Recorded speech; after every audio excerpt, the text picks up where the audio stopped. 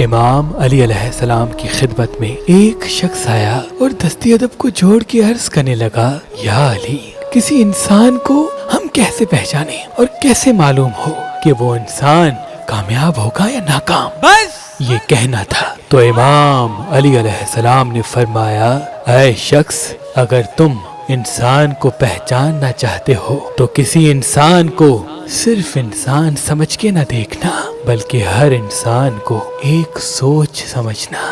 جس انسان کی سوچ جیسی ہوگی یہ سمجھ لینا کہ آنے والے وقت میں اس کی منزل بھی ویسے ہی ہوگی۔ میں نے اللہ کے رسول سے سنا کہ انسان کی سوچ انسان کے نصیب کو تحریر کرتی ہے۔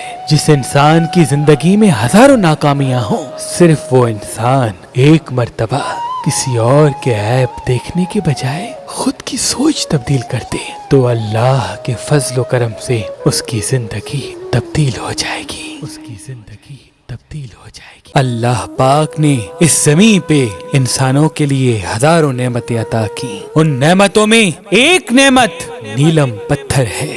اللہ کے ولی حضرت شاہ شمس تبریز نے فرمایا، جو انسان نیلم پتھر کو زحل کی انگلی میں پہنے گا تو اس کے سامنے دوسرے انسانوں کے چہرے واضح ہو جائیں گے، کون اس کا اپنا ہے اور کون اس کا دشمن وہ ایک جھلک میں پہچان لے گا۔ تبھی اس پتھر کو انسان پہچاننے کا پتھر بھی کہا جاتا ہے۔ تو ابھی ہماری ویب سائٹ مہربانی.com پہ آئیں اور یہ پتھر حاصل کریں۔ آپ اپنا لکی پتھر ہماری اپلیکیشن جو گوگل پلے اسٹور اور آئی فون ایپ اسٹور پہ موجود ہے ان سے بھی حاصل کر سکتے ہیں۔ مزید معلومات کے لیے ہمارے نمبر پہ کال کریں۔ اللہ آپ کو سلامت رکھے، اللہ آپ کو سلامت رکھے، اللہ